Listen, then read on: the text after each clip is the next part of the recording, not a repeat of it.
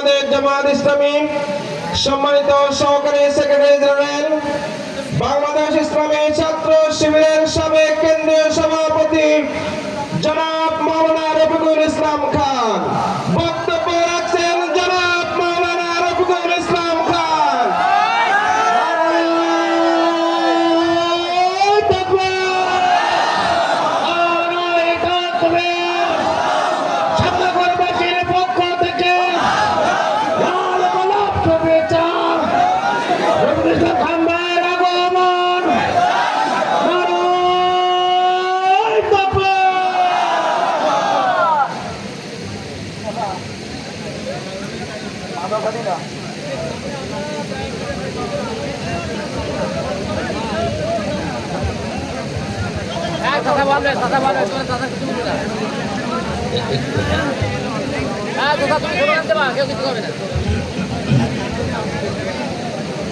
আলহামদুলিল্লাহি রাব্বিল আলামিন, আসসালাতু ওয়াসসালামু আলা রাসূলিহিল কারীম ওয়া আলা আলিহি ওয়া সাহবিহি আজমাইন।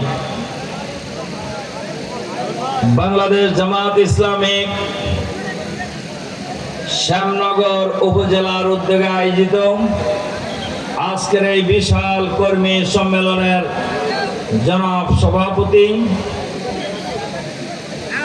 বিশিষ্ট আলেমে দ্বীন জননেতা জনাব মাওলানা আব্দুর রহমান, আজকের এই বিশাল কর্মী সম্মেলনের সম্মানিত বিশেষ অতিথি, বাংলাদেশ জামাত ইসলামীর কেন্দ্রীয় নির্বাহী পরিষদের অন্যতম সদস্য, সাতক্ষীরার কৃতি সন্তান, আমাদের শ্রদ্ধেয় নেতা, সংগ্রামী জননেতা জনাব অধ্যক্ষ ইজ্জতুল্লাহ, অন্যতম বিশেষ অতিথি বাংলাদেশ জামাত ইসলামীর কেন্দ্রীয় সাংগঠনিক সম্পাদক,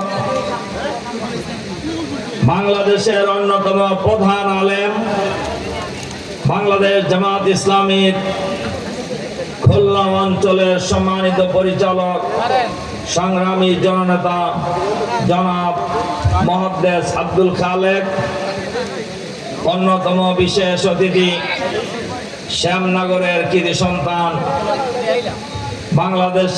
বাংলাদেশের অন্যতম প্রধান আলেম, বিশিষ্ট ইসলামিক স্কলার, বাংলাদেশের প্রধান দ্বীনি শিক্ষা প্রতিষ্ঠান তামিরুল মিল্লাত মাদ্রাসার সম্মানিত সুযোগ্য অধ্যক্ষ হযরত মাওলানা খলিলুর রহমান মাদানী, বীর মুক্তিযোদ্ধা, এই অঞ্চল থেকে বারবার নির্বাচিত সংসদ সদস্য, সংগ্রামী জননেতা জনাব গাজী নজরুল ইসলাম সহ কেন্দ্রীয়, জেলা ও উপজেলার সংগ্রামী নেতৃবৃন্দ, সাংবাদিক বন্ধুগণ, শহীদ পরিবারের সদস্যবর্গ, সংগ্রামী শ্রদ্ধেয় প্রিয় কর্মী ভাই সব, আসসালামু আলাইকুম ওয়া রাহমাতুল্লাহি ওয়া বারাকাতুহু। আল্লাহ তাআলার দরবারে শুকরিয়া, যিনি মেহেরবানি করে আজকের এই বিশাল কর্মী সম্মেলনে আমাদের উপস্থিত হওয়ার সুযোগ করে দিয়েছেন। বিশেষভাবে শুকরিয়া আদায় করি দীর্ঘ 15.5 বছর শুধু শ্যামনগর নয়, বাংলাদেশের মানুষ তাদের মনের কথা ভাষায় বলতে পারে নাই।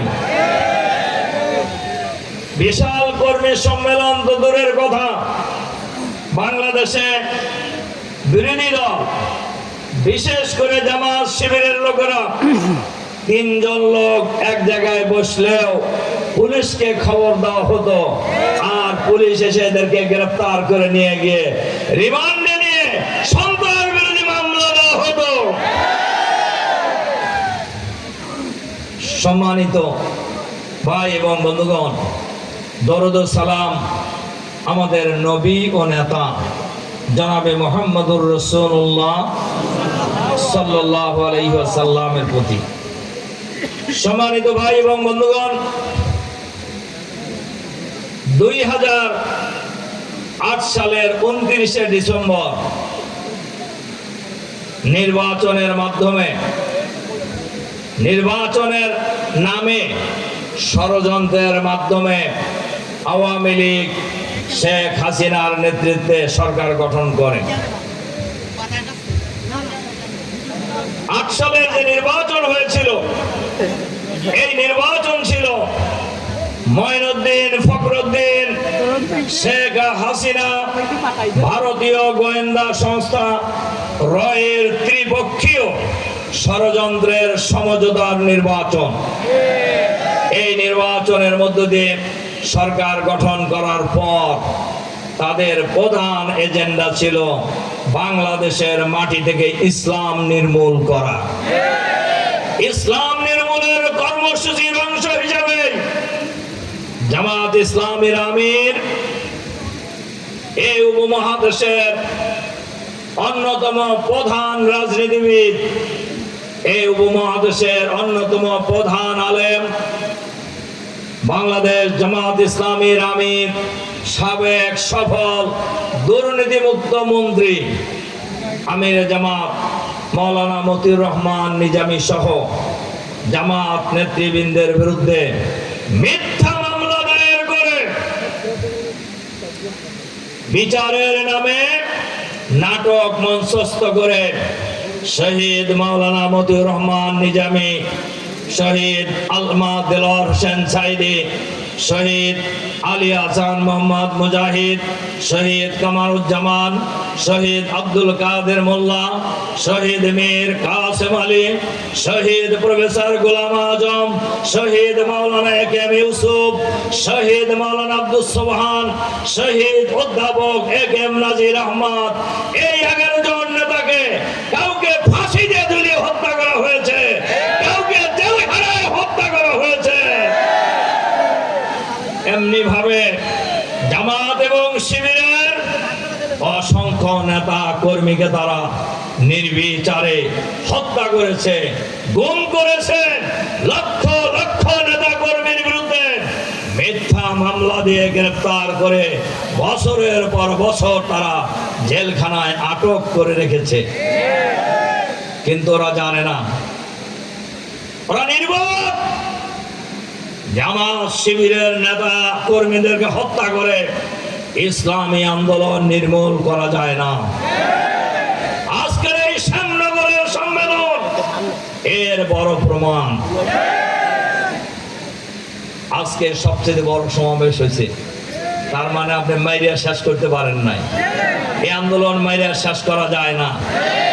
বাংলাদেশের রাজনীতিতে যারা এই হত্যাকাণ্ডের রাজনীতি লালন করেন, চিন্তা করেন, শেখ হাসিনা থেকে তাদের শিক্ষা নেওয়া দরকার আছে। তারা নির্মূল করতে চেয়েছিল, নির্মূল করার এক পর্যায়ে তারা জামাত শিবির নিষিদ্ধ ঘোষণা করেছিল। জামাত আছে না নাই? নিষিদ্ধ কারা হয়েছে? অঘোষিত নিষিদ্ধ তারা হয়েছে যারা জামাত শিবির নিষিদ্ধ করেছিলেন। আজকের এই বিশাল কর্মী সম্মেলনে অন্তর্বর্তীকালীন সরকারের কাছে আমরা আহ্বান জানাবো, জামাত নেতৃবৃন্দের বিরুদ্ধে যারা মিথ্যা মামলা দায়ের করেছিল, যারা মিথ্যা সাক্ষী দিয়েছিল, যারা মিথ্যা প্রসিকিউশনে ছিল, যারা বিচারের কাজে নিয়োজিত ছিল, এই সকলকে আওতি আইনের আওতায় এনে বিচারের মুখোমুখি করতে হবে। সংগ্রামী আর এই ইসলাম নির্মূলের কর্মসূচি অংশ হিসাবে হেফাজতে ইসলামের শাপলা চত্বরের মিটিংয়ে ঘুমন্ত আলেমদের উপরে নির্বিচারে গুলি চালানো হয়েছিল, গণহত্যা চালানো হয়েছিল। আজও শাপলা চত্বরে কত মানুষ নিহত হয়েছে, কত মানুষ শহীদ হয়েছে, এর সত্যিকার তালিকা এখনো জাতি জানতে পারেনি। আমরা আজকে এই বিশাল কর্মী সম্মেলনে শাপলা চত্বরের হত্যাকাণ্ডের সাথে পুলিশের আইজি, তদানীন্তন ডিএমপির কমিশনার রক্তক্ষেকো বেনজির আহমদ সহ যারা গুলি চালিয়ে এই নিরীহ আলেমদেরকে হত্যা করেছে, আজকের এই বিক্ষোভ, আজকের এই কর্মী সম্মেলন থেকে অন্তর্বর্তীকালীন সরকারের কাছে আমরা আহ্বান জানাবো, এই খুনিদেরকে গ্রেপ্তার করে বিচার করে ফাঁসিতে ঝুলিয়ে হত্যা করতে হবে। সংগ্রামী ভাই এবং বন্ধুগণ, দেশপ্রেমিক সেনা কর্মকর্তাদেরকে বিডিআরের হেডকোয়ার্টারে হত্যা করা হয়েছে। পাখির মতো গুলি করে ৫৭ জন সেনা কর্মকর্তাকে হত্যা করা হয়েছে, যার মধ্যে মেজর জেনারেল আছে, ব্রিগেডিয়ার জেনারেল আছে, কর্নেল আছে, লেফটেন্যান্ট কর্নেল আছে, মেজর আছে। এই রকম বড় বড় অফিসার স্বাধীনতা যুদ্ধেও শহীদ হয় নাই, কিন্তু আজও প্রকৃত খুনিরা আড়ালেই রয়ে গেছে। আমরা সরকারের কাছে আহ্বান জানাবো, এদেরকে অবিলম্বে চিহ্নিত করে গ্রেফতার করে বিচারের মুখোমুখি করার জন্য। সম্মানিত ভাই এবং বন্ধুগণ, আজকের এই বিশাল কর্মী সম্মেলনে আমরা পরিষ্কারভাবে সরকারের কাছে আহ্বান জানাতে চাই, ৫ই আগস্টের পরিবর্তনের পর বিরোধী দলের ৩-৪টা মামলার ফাঁসির আসামিরাও ইতিমধ্যেই মুক্তি পেয়ে গেছে, কিন্তু আমাদের নেতা জামাত ইসলামীর তদানীন্তন ভারপ্রাপ্ত সেক্রেটারি জেনারেল, যাকে ভারপ্রাপ্ত সেক্রেটারি জেনারেল দায়িত্ব দিয়ে গিয়েছিলেন শহীদ আমির জামাত মৌলানা মতিউর রহমান নিজামী, আজ ১৪ বছর যাবৎ তিনি কারাগারের অন্তরীণ আছে। আজকের এই বিশাল কর্মী সম্মেলনে আমরা অন্তর্বর্তীকালীন সরকারের প্রধান উপদেষ্টা ডক্টর মোহাম্মদ ইউনূসের দৃষ্টি আকর্ষণ করছি, আহ্বান জানাচ্ছি, এই মুহূর্তে আমাদের নেতা এটিএম আজহারুল ইসলামকে মুক্তি দিতে হবে।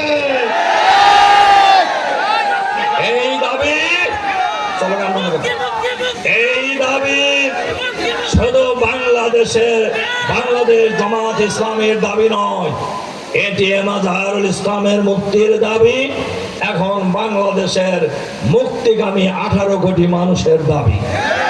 সুতরাং সরকার যদি এই দাবির প্রতি বৃদ্ধাঙ্গুলি দেখান অথবা অন্য চিন্তা করেন, আমরা ইতিমধ্যে এই কর্মসূচি দিয়েছি, আজহারুল ইসলামের মুক্তি না হলে আপনারা ক্ষমতায় থাকতে পারবেন না। আপনারা ক্ষমতায় বসেন নাই, আমরা ক্ষমতায় বসেছি। এই দেশের জনগণ আপনাদেরকে ক্ষমতায় বসিয়েছে। আজহারুল ইসলামকে জেলে রাখার এজেন্ডা ফ্যাসিবাদের এজেন্ডা, এই এজেন্ডা ভারতের তাবেদারি শক্তির এজেন্ডা। আপনারা কি তাদের এজেন্ডা নিয়ে আসেন? তাহলে কেন আজহারুল ইসলাম এতদিন মুক্তি পাননি? আমরা এই মুহূর্তে আজহারুল ইসলামের মুক্তি চাই। সংগ্রামী ভাই এবং বন্ধুগণ, শুধু ইসলাম নির্মূলের নামে এই দেশকে ফ্যাসিবাদী শাসন প্রতিষ্ঠার জন্য বাংলাদেশের মানুষের মুখের ভাষা তারা কেড়ে নিয়েছিল। যারা এই সরকারের বিরুদ্ধে কথা বলতেন তাদেরই গলা টুটি চেপে ধরা হতো, তাদেরকেই খুন করা হতো, অথবা গুম করা হতো, অথবা গ্রেপ্তার করে জেলখানায় বন্দি করা হতো। তারা যে গণতন্ত্রের জন্য দেশের মানুষ জীবন দিয়ে স্বাধীনতা লাভ করেছে, এই গণতন্ত্রকে তারা গলা টিপে হত্যা করেছিল। তারা অনেকেই বাংলাদেশের রাজনীতিতে কোনো কোনো ভদ্রলোক বলে যে আওয়ামী লীগ নির্বাচনে আসবে কিনা। আওয়ামী লীগ তো নির্বাচন ব্যবস্থায় বিশ্বাসই করে না। আওয়ামী লীগ যদি নির্বাচনী ব্যবস্থায় বিশ্বাস করত তাহলে 14 সালে বাংলাদেশে ভোট হয়েছে, 18 সালে হয়েছে, 24 সালে হয়েছে। সুতরাং তো নির্বাচনী ব্যবস্থাই মানে না। এখন আবার তাদের জন্য মায়া কান্না করেন কারা? আমাদের বক্তব্য পরিষ্কার, দেশবাসীর বক্তব্য পরিষ্কার। গত 15.5 বছরে, আর শেষের দিকে 7 মাস 5 দিন। বিশেষ করে জুলাই বিপ্লবে 2000-এরও অধিক মানুষকে গণহত্যা করে গুলি করে হত্যা করা হয়েছে। এই গণহত্যার দায়ে ইতিমধ্যেই শেখ হাসিনা সহ আওয়ামী লীগের মন্ত্রী, এমপি, সরকারের উচ্চপদস্থ কিছু দলদাস, ভারতের তাবেদার পুলিশ কর্মকর্তাদের বিরুদ্ধে গ্রেপ্তারি পরোয়ানা জারি হয়েছে। গণহত্যার বিচারের রায় অবিলম্বে ঘোষণা করতে হবে। শেখ হাসিনা সহ এ গণহত্যার দায়ে যারা জড়িত এদেরকে ফাঁসিতে ঝুলিয়ে হত্যা করতে হবে। ফ্যাসিবাদের দোসর যারা সরকারের ভিতরে বাইরে আছে, আমরা সরকারের মাননীয় প্রধান উপদেষ্টার কাছে আহ্বান জানাতে চাই, সরকারের ভিতরে বাইরে, সরকারের ভিতরেও ফ্যাসিবাদের দোসর আছে। এমনকি লোকের মুখে শোনা যায় প্রধানমন্ত্রী, প্রধান উপদেষ্টা আশেপাশেও ফ্যাসিবাদের দোসর আছে। আমরা প্রধান উপদেষ্টার কাছে আহ্বান জানাবো, অবিলম্বে সরকারের ভিতরে বাইরে ফ্যাসিবাদের দোসর যারা আছে এদেরকে চিহ্নিত করে বিচারের মুখোমুখি করতে হবে। আর 5ই আগস্ট জনতার আন্দোলনের মুখে ফ্যাসিবাদের দোসর, ফ্যাসিবাদের প্রধান নায়িকা, ভারতের তাবেদার ঘসিটি বেগম, যিনি পদত্যাগ করে বিদেশে পালিয়ে গিয়েছেন, উনি ভারত থেকে মাঝে মধ্যে ফেসবুকে বলেন ঠুস করে ঢুকে পড়বেন। আমি দেশের বহু মিটিং এ কথা বলছি এবং এই ঠুস করে ঢুকে পড়ার কথা শুনে বাংলাদেশে আবার কেউ উকি ঝুঁকি মারে। আমি তাদেরকে বলবো, আপনাদের নেত্রীর বাংলাদেশে আর ফিরে আসার সম্ভাবনা নাই। হ্যাঁ, ফিরে আসবে, ট্রাইব্যুনালের মামলার আসামি হিসাবে ফিরে আসবে ইনশাআল্লাহ।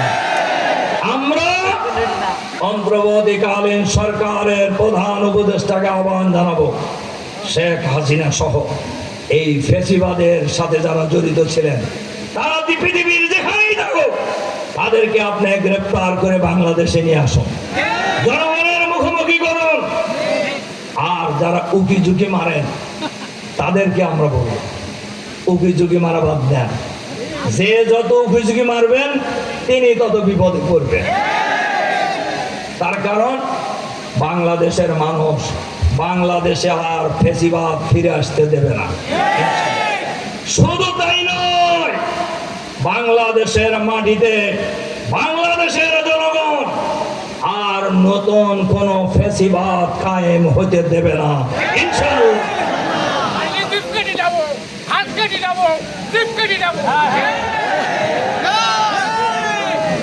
সংগ্রামী ভাই এবং বন্ধুগণ, তারা বাংলাদেশের বিচার ব্যবস্থাকে ধ্বংস করে দিয়ে গেছে। একদম অ্যাপিলেট ডিভিশনের বিচারপতি উনি বলছেন যে আমরা শপথবদ্ধ রাজনীতিবিদ। এ বাহাদুররা এখন আছে? আপনি বিচারপতি, আপনি কেমনে বলেন আপনি শপথবদ্ধ রাজনীতিবিদ? আর এক বাহাদুর অ্যাপিলেট ডিভিশনের বিচারপতির নামে কলঙ্ক। উনি টকশোতে এসে বলতেন আজ সাইদি সাহেবকে ফাঁসি দিছি, আজ নিজামী সাহেবকে ফাঁসি দিছি। ওই ভদ্রলোক এখন কোথায়? ওই ভদ্রলোকে কোথায় পাওয়া গেছে জানেন? কোথায় পাওয়া গেছে? সিলেটের বর্ডারে পাওয়া গেছে, জঙ্গলের মধ্যে। আমি বলতাম যে আপনি বিচারপতি সাহেব, আপনি জঙ্গলে গেলেন কেন? আসলে কেন গেছিল জানেন নাকি? পালানোর জন্য গেছিল। তা আপনি পালাইতে গেলেন কেন? এরপরে জনগণ তাকে পেয়েছে কি অবস্থা? জঙ্গলের মধ্যে কলার পাতা গায়ে শুয়ে আছে। পাবলিক সেখানে তাকে আনছে কিভাবে? গলায় গামছা লাগায়। আচ্ছা বলেন তো, গ্রামে গলায় গামছা লাগায় কাদেরকে? শুধু চোর না, ছেঁচড়া চোর। এই ছেঁচড়া চোরদেরকে মানুষ গলায় গামছা লাগায়। সম্মানিত সংগ্রামী শ্যামনগরবাসী, আপনাদের কাছে আমরা পরিষ্কার ভাবে বলতে চাই, এই যে সরকার ভোটার তালিকা করতেছে, ভোটার তালিকায় আমাদের নেতৃবৃন্দকেও আমি বলবো, আপনাদেরকেও আমি বলতেছি, এই ভোটার তালিকায় আমরা নির্বাচন কমিশনকে বলবো, এই যে আওয়ামী লীগের আমলে 2 কোটি ভুয়া ভোটার বানিয়েছিলেন, এই ভোটার আপনি বাদ দিবেন কিভাবে? এটা জাতির কাছে পরিষ্কার করতে হবে। এই 17 বছরে যত মানুষ বাংলাদেশে মারা গেছে, এই মৃত ব্যক্তিদেরকে ভোটার তালিকা থেকে আপনি কেমনে বাদ দিবেন, এটা ঘোষণা করে বলতে হবে।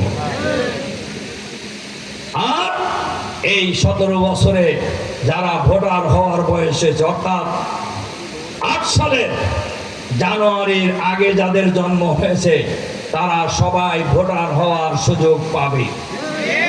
আমরা পরিষ্কারভাবে বলতে চাই, যেন তেন প্রকারের কোন নির্বাচন বাংলাদেশের মানুষ মানবে না।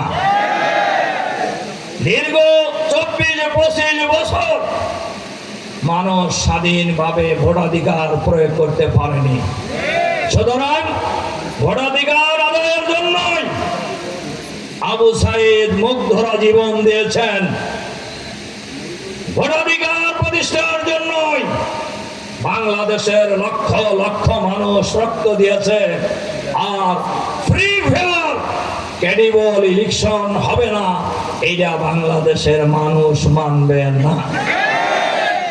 অনেকেই নির্বাচন চায়, তাড়াতাড়ি চায়, আমরাও চাই, কিন্তু আমরা মনে করি একটি ফ্রি ফেয়ার ক্রেডিবল নিরপেক্ষ গ্রহণযোগ্য নির্বাচনের জন্য যতটুকু সংস্কার প্রয়োজন, এই সংস্কার করেই নির্বাচন দিতে হবে। শুধু ক্ষমতার পালা বদলের জন্যই এই দেশের মানুষ জীবন দেয় নাই, রক্ত দেয় নাই। এখনো অসংখ্য শহীদ পরিবার তাদের লাশ খুঁজে পায় নাই। হাজার হাজার মানুষ পঙ্গু, 5-17 অধিক মানুষ অন্ধ হয়ে গিয়েছে, শত শত মানুষ পা হারিয়েছে, চোখ হাত হারিয়েছে, বিভিন্ন অঙ্গ প্রত্যঙ্গ হারিয়ে তারা মৃত্যুর সাথে পাঞ্জা লড়ছে। এখনো এই বাংলাদেশে যাদের রক্তের উপর দিয়ে এই অন্তর্বর্তীকালীন সরকার প্রতিষ্ঠিত হয়েছে, তাদের চিকিৎসার জন্য রাজপথে আন্দোলন করে রাস্তা বন্ধ করে রাখছে আহত লোকেরা। লজ্জা এই জাতির, লজ্জা এই জাতির। আমি প্রধান উপদেষ্টা ডক্টর মোহাম্মদ ইউনূস সাহেবকে বলবো, অবিলম্বে এই আহতদের সুচিকিৎসার ব্যবস্থা করুন। আর আহত পরিবারকে আমরা 5ই আগস্টের পর আমাদের নেতা আমির জামাত ডক্টর শফিকুর রহমানের সাথে আমরা 7ই আগস্ট ঢাকা মেডিকেল কলেজে গিয়েছিলাম আহতদের দেখার জন্য। সেখানে আমরা যে দৃশ্য দেখেছি, আহতদের অধিকাংশই রিক্সাওয়ালা, ভ্যানওয়ালা, ফুটপাতের দোকানদার। তাদের পরিবারের লোকেরা বলছেন, স্যার উনি একমাত্র আমাদের এই 6 জনের সংসারের উপার্জনক্ষম ব্যক্তি। আমরা সরকারের কাছে আহ্বান জানাবো, আহতদের চিকিৎসার পাশাপাশি আহতদেরকে পুনর্বাসনের কার্যকর ব্যবস্থা নেবে। যারা শহীদ হয়েছেন, শহীদ পরিবারকে আমরা ঘোষণা দেয়নি কোন সময়, যত লোক শহীদ হয়েছে সকল শহীদ পরিবারকে জামাত ইসলামের পক্ষ থেকে 2 লক্ষ করে টাকা আমরা আপাতত দিয়েছি। আমার ধারণা সরকারও সেটা করেনি, এটা দায়িত্ব ছিল সরকারের। শুধু তাই নয়, আজকের এই বিশাল কর্মী সম্মেলনে আমরা অন্তর্বর্তীকালীন সরকারের কাছে আহ্বান জানাবো, প্রত্যেক শহীদ পরিবার থেকে তাদের যোগ্যতা অনুযায়ী একজন করে সদস্যকে সরকারি চাকরিতে নিয়োগ করতে হবে। সংগ্রামী ভাই এবং বন্ধুগণ, আপনারা পত্রিকায় দেখেছেন 24 লক্ষ কোটি টাকা এই ফেসিবাদের আমলে বাংলাদেশ থেকে বিদেশে পাচার হয়েছে। বিদেশে পাচার করে তারা বিদেশে বেগম পাড়া তৈরি করেছে। আমরা সরকারের কাছে আহ্বান জানাতে চাই, এই পাচারকৃত টাকা ফেরত আনতে হবে, আর পাচারকৃত ব্যক্তিদেরকে চিহ্নিত করে গ্রেফতার করে আইনের আওতায় নিয়ে আসতে হবে। দুর্নীতিবাজরা কোন দলের লোক হতে পারে না।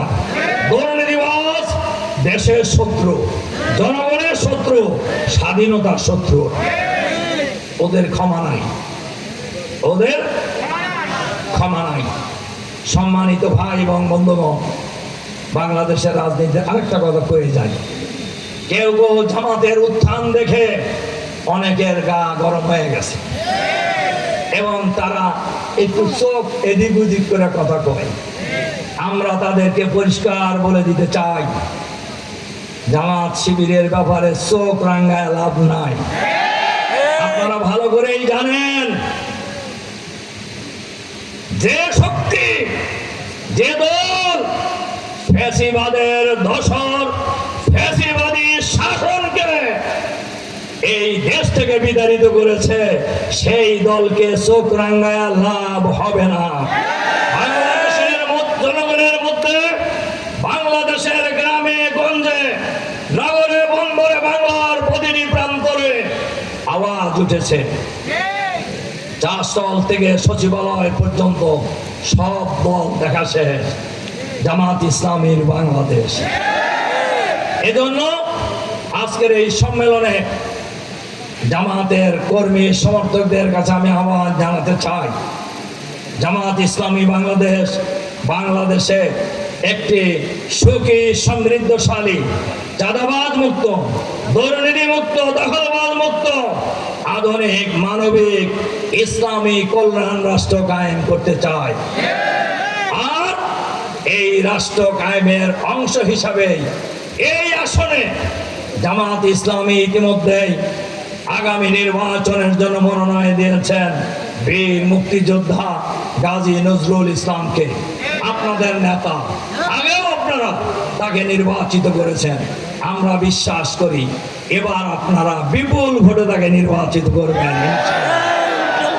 এর সাথে সাথে আরেকটি আহ্বান জানিয়ে আমার কথা শেষ করতে চাই, জামাতকে যদি বাংলাদেশের মানুষ রাষ্ট্র পরিচালনার দায়িত্ব দেয়, আমরা দেশের শাসক হব, আমরা রাজা হব না, আমরা জনগণকে প্রজা বানাবো না, আমরা জাতির সেবক হব ইনশাআল্লাহ।